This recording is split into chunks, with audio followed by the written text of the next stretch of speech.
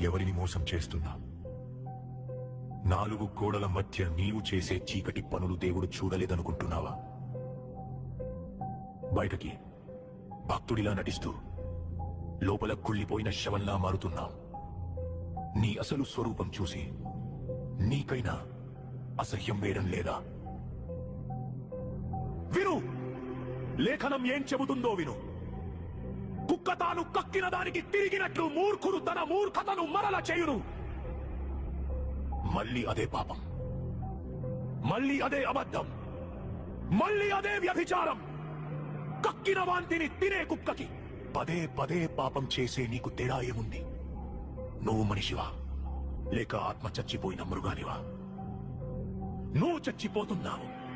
నీ ఆత్మీయ జీవితం శవంలా మారి కుళ్ళిపోతుంది. దేవుని కృపను నీవు అలుసుగా తీసుకుంటున్నావు. ఆయన ప్రేమిస్తాడు.